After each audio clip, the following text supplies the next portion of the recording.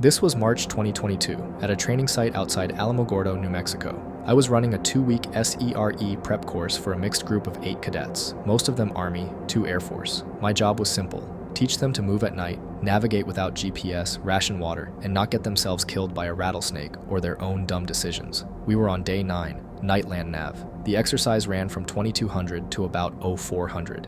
Each cadet had a compass, a red lens headlamp, a map, and a ruck. I trailed them at distance, close enough to pull the plug if anyone went sideways. The route was 7 kilometers, 5 checkpoints, across scrub and dry wash country south of the range. Nothing out there but yucca and creosote and old fence posts.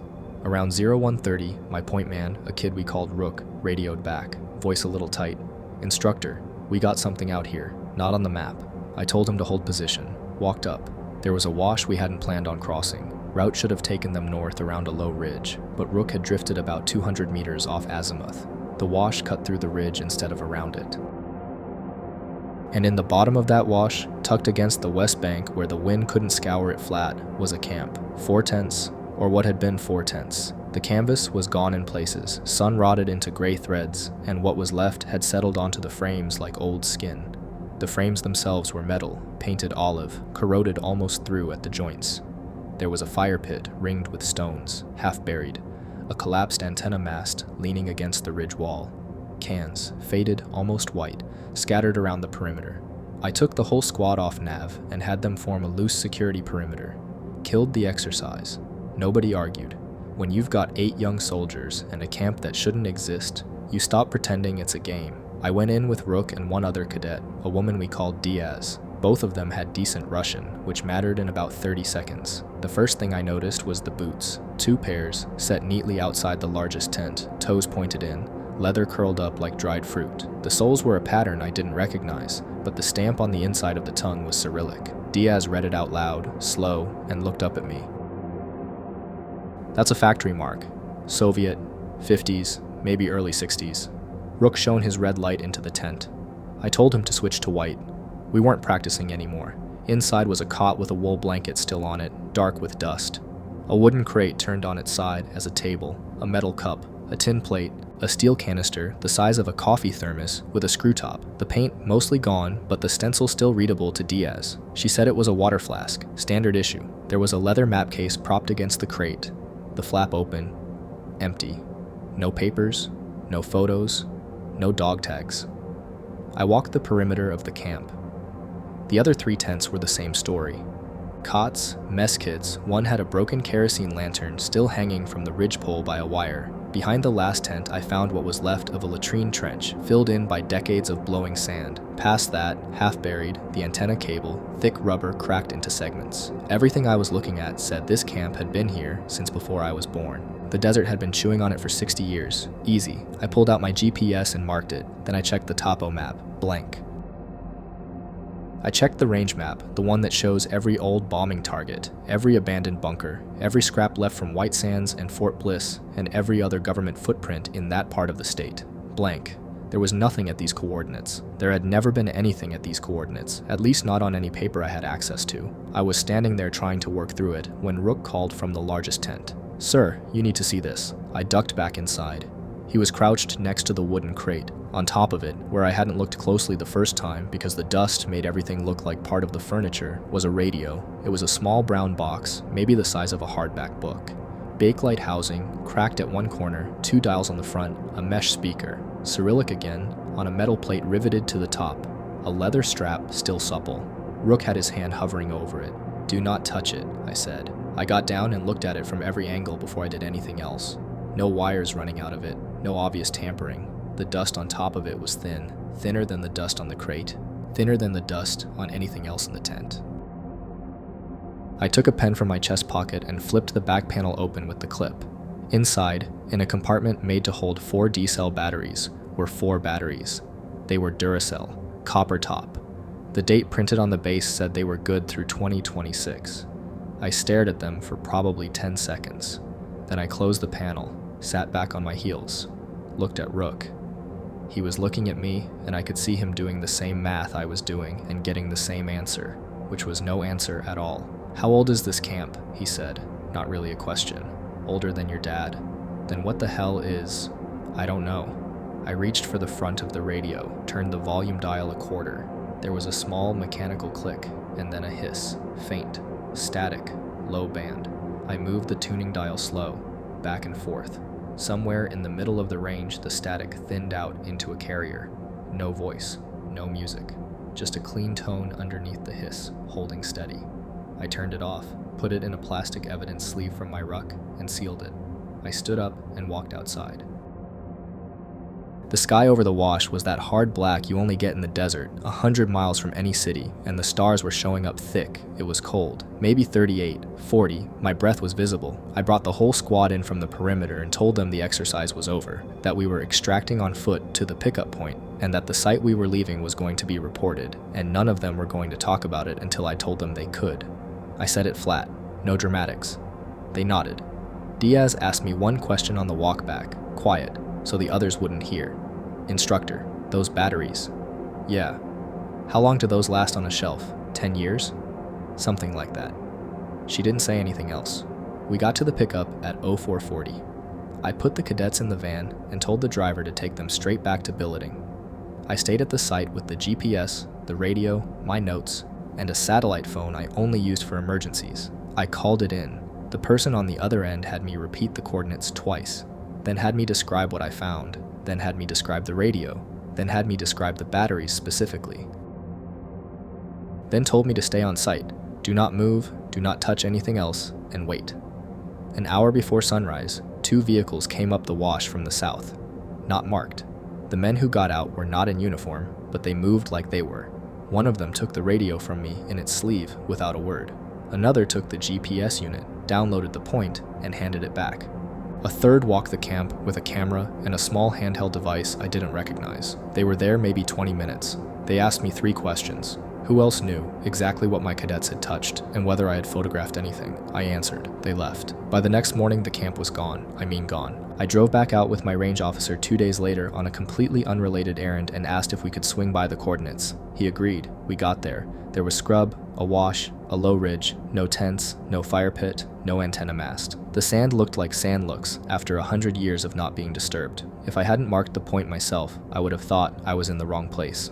Command briefed the cadets that afternoon. They were told the camp had been a staged element of the exercise, part of a broader recognition drill, and that their handling of an unexpected sight would be reflected positively in their evaluations. All 8 of them accepted this. Rook looked at me once across the room while the officer was talking, and I did not look back. I did not correct anything.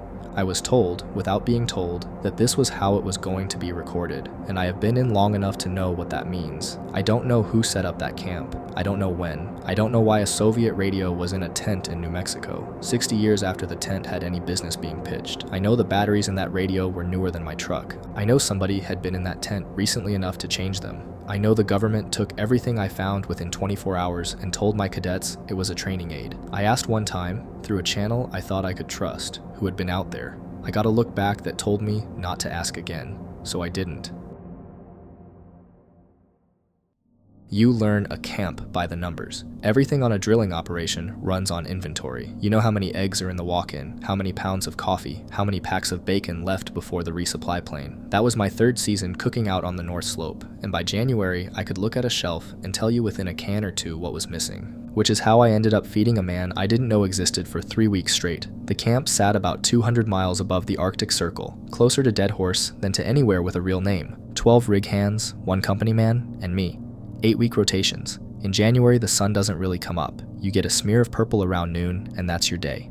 Everything else is dark, wind, and the sound of the diesel generators that never turn off. I ran the kitchen out of a modular unit hooked onto the main dorm. Standard setup, 2 burners, a flat top, 1 convection oven, walk-in freezer, dry storage, and a heated Connex box out back. The Connex was the one I ended up thinking about a lot later. The bad part is I noticed the numbers early. Week 2, right after the first resupply. I portioned by hand for that crew.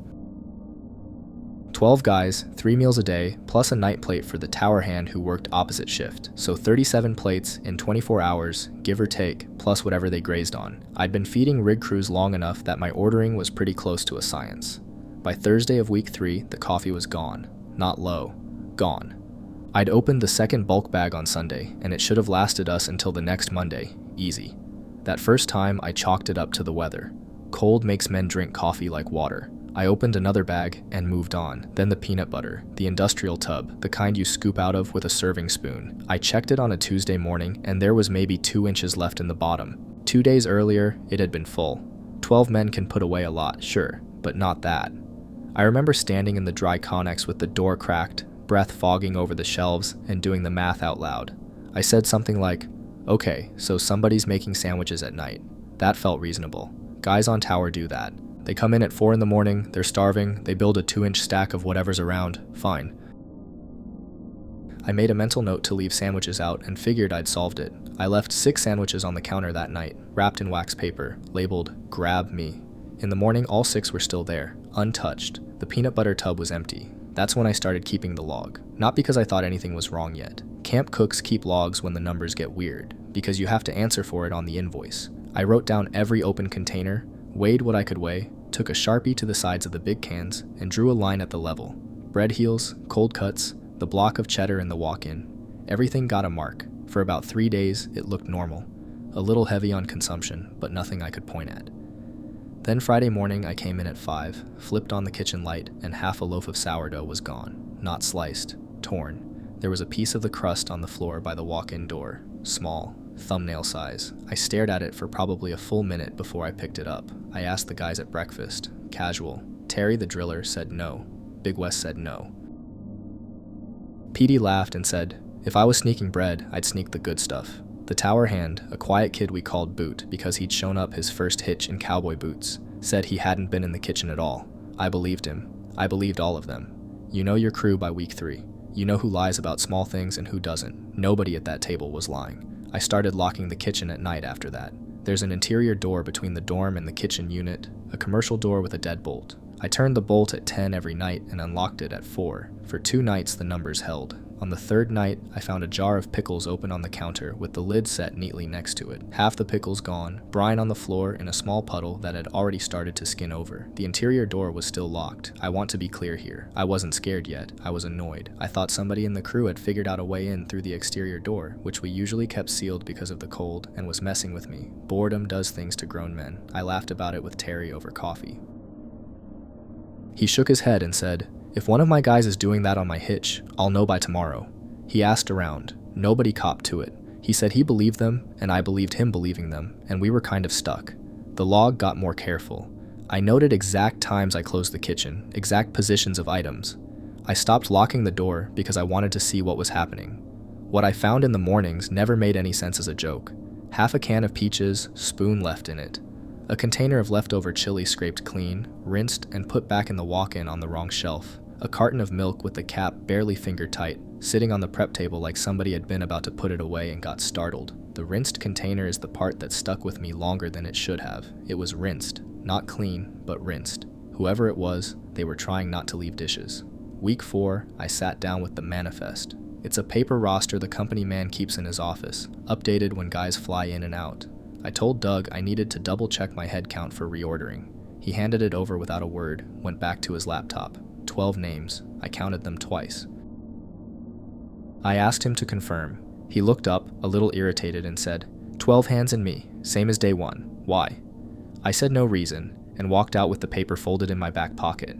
I did the food math in the kitchen that afternoon, standing at the prep table with my log open and a calculator. Based on what I'd been putting out and what was disappearing off the shelves between meals, I had been cooking for somewhere between 13 and 14 people for at least 3 weeks. Probably closer to 13. The extra portion wasn't dramatic. 1 adult man's worth, more or less, spread thin enough that if I hadn't been careful about my ordering, I might not have caught it until the resupply came up short. I sat down on the little stool by the flat top, and I remember I said out loud, to nobody, who am I feeding? I told Terry that evening. Just Terry, not the crew. I laid the log out on the mess hall table after dinner and walked him through it. He didn't interrupt. When I finished, he sat back, rubbed his beard, and said, okay, yeah, okay. Then he said, don't tell the guys yet. We searched the camp that night, quietly. Terry, Doug, and me. Started with the dorm side and worked out. Bunk rooms, laundry, the drying room. Nothing. The shop. Nothing. The pipe rack shed. The Arctic entry. The generator hut. The dry Connex out back was last. It's about 40 feet long, split into 2 sections by a plywood wall the previous cook had built to separate paper goods from food. There's a small door in that wall. I hadn't opened it in weeks. All the food was on the near side. Terry opened it. The far side of that connex had a stack of cardboard boxes, a broken shelving unit, and a nest. That's the only word for it. 2 moving blankets pulled off the shelving, layered over flattened cardboard, a low bed against the back wall, wrappers in a neat pile in one corner, an empty peanut butter tub, washed, a plastic spoon lined up next to it. The man was in the bed. He sat up when the light hit him and put his hands up right away, palms out, like he'd been practicing the motion in his head for a while. His face was windburned down to raw skin across both cheekbones and the bridge of his nose. His fingers were dark at the tips in a way fingers should not be. He was wearing a red canvas coat with another company's logo on the chest. Doug asked him his name. He gave it. I'm not going to write it here. He said he'd walked, fired from an operation about 11 miles southeast of us, some kind of fight, started walking toward the road, and gotten turned around in the dark. When he saw our lights, he came in through the Arctic entry on the shop side and hid. He said he'd meant to leave. He said every night he told himself he'd leave in the morning. He'd been in that Connex for 23 days. The medevac came the next afternoon. They took him out on the same twin engine that flew our resupply. He walked to the plane on his own, but slowly, one of the medics holding his elbow. He didn't look back at the camp. I stood by the kitchen door and watched the plane climb out into that dim purple noon and disappear north. I finished the hitch, cooked for 12. Nobody talked about it much after the first day. Rig crews are like that. Something happens, you name it once, and then you leave it alone. The part I still turn over is not the searching or the finding. It's the 3 weeks before. He was eating what I made. He was eating the chili I portioned for Big Wes, and the bread I baked on Sundays, and the peaches from the can I opened Tuesday morning. He knew my routine. He knew when the kitchen was empty, and when the walk-in was warm from being open. And he knew, in a way, none of the 12 men in that dorm knew exactly what I had cooked that day, because he'd tasted it. I never met him properly. I never asked him a question. He was there for 23 days, and I fed him for all of them. And the whole time, I didn't know his name. I've lived on this land since 1972, 50 years this April. My husband bought it before he passed, and I stayed because I never saw a reason to be anywhere else. The house sits at the north end of the property, closest to the road, and behind it there's about 40 acres of mostly pines and one stretch of open pasture we used to lease out for cattle. We don't anymore, haven't in years. I'm 78. I don't walk out past the tree line the way I used to. My knees stopped agreeing with me around the time I turned 70, and the back porch is about as far as I get most days. That was the situation when I first saw the lights. It was a Thursday in early April. I remember because I just finished my show on TV and gone to the kitchen for water. The kitchen window looks out south toward the back of the property, and past the pasture, there's a slope that dips down before the trees start. When I turned off the tap and looked up, I saw a light bobbing along the tree line. Just one at first, small and white, moving slow. I thought it was a hunter. People come through sometimes, even though I've got the property posted. Deer season was long past, but I figured maybe somebody was after coyotes, or just cutting through to their own land. I watched it a minute. Then 2 more lights came out of the trees, moving in the same direction. 3 flashlights, walking in a loose line across my pasture. I stood at the sink and watched them until they went back into the pines on the far side, maybe 15 minutes altogether. They never came near the house. They didn't do anything I could see, except walk. I told myself it was hunters and went to bed. 2 weeks later, on a Sunday night, I woke up around 2 in the morning because the dog next door was barking. My neighbor Ruth lives about a quarter mile up the road, and her dog barks at everything, so I don't usually think anything of it. But I was already awake, so I got up for the bathroom, and on my way back, I glanced out the hallway window. There were more of them this time, 5, maybe 6 lights. They were further out, past the pasture, down in the low part where the old fence line runs, moving slow, sometimes stopping, sometimes clustered together, like the people holding them were standing close, talking. I watched for a long time. Long enough that my feet got cold on the floorboards. They didn't come toward the house, not that night, not the next time either. The third time, I started keeping track. I'm not going to pretend I sat there with a notebook. I didn't, but I marked the calendar in the kitchen. Little pencil check on the days I saw the lights. Over about 2 months, I marked 4 days. All of them past midnight. All of them in the same part of the land, the low stretch where the ground gets soft near the creek. Now, if I'd been 40, I would have put my boots on and walked down there in the morning to see what they were doing. I know that about myself, but I'm not 40, and walking that far alone, over ground, I know is uneven. With nobody expecting me back at any particular time, I wasn't going to do it. I thought about calling Ruth. Ruth is my age. What was she going to do? Here's the thing I kept turning over. Whoever they were, they knew the property. They didn't wander. They went to the same place every time, did whatever it was they were doing, and left before it got light. They weren't drunk kids. Drunk kids would have made noise, come near the house, done something stupid. These people were careful in a way that made me feel worse about it, not better. One night in May, I opened the back door around 11 just to listen. The air smelled like wet grass and that green smell you get in Mississippi in the spring before the heat locks in. I stood on the porch and I couldn't hear a single thing that shouldn't have been there. No engines, no voices, just frogs down toward the creek and one whip poor will that wouldn't shut up. And then, way out past the pasture, I saw a light click on, then another, then a third. I went back inside and locked the door and sat down at the kitchen table. And I'll tell you the truth, my hands were shaking. Not because I'd seen anything new, because it hit me, sitting there, that whoever was out there had probably been coming and going for longer than the 2 months I'd been paying attention, maybe a lot longer, and nobody knew but me. I picked up the phone and called my son. He lives in Jackson, about 2 hours south. He's 52, and he worries about me the way sons worry about their mothers who live alone, which is to say he calls twice a week and asks the same 3 questions. I'd never told him about the lights because I didn't want to be the mother who calls her son at midnight about nothing. But that night, I called him at 11:30 and I told him everything. He said, "Mama, why are you just now telling me this?" He drove up the next morning, walked the property with a walking stick out to the low part, and came back with mud on his boots up to the ankles. "There's holes down there," he said. "Somebody's been digging." He didn't say much else about it in front of me. He made coffee and used the kitchen phone and called the sheriff's department, and by that afternoon, a deputy was in my living room drinking a glass of tea and asking me questions. What nights, how many lights, any sound of vehicles. I told him what I could. He wrote it all in a little spiral notebook and thanked me and left. 2 weeks went by. I almost thought that was going to be the end of it, that they'd write a report and file it and move on. Then, on a Wednesday, my son called and said, "If you see the lights again, you call me first, then you call this number." He gave me a direct line to the sheriff's office. I saw them on a Saturday night, late May. 4 lights this time, out in the low stretch. I called my son. He said stay in the house, don't turn on any outside lights. Then I called the number he gave me. The dispatcher was calm, told me a car was already close, told me to stay on the line if I wanted. I stayed on the line. I sat in the kitchen with the receiver against my ear, and I watched those 4 lights move around out there, doing whatever they were doing, and I did not turn on the porch light, and I did not go to the back door. I just watched. About 20 minutes in, I saw headlights come up the county road, then more headlights. They didn't turn into my driveway. They went past, down to the old logging cut that borders my land on the south. That's where the trucks were, I found out later. Parked back there, off the road, tucked in the trees. Then the lights in the pasture started moving fast. 2 of them broke away and ran. 1 dropped, just went out. Somebody had killed the flashlight and gone flat in the grass, I guess, thinking they wouldn't be seen. The other 3 kept running. The dispatcher told me they had people. I said thank you. I said it 2 or 3 times, I think. 6 of them, it turned out.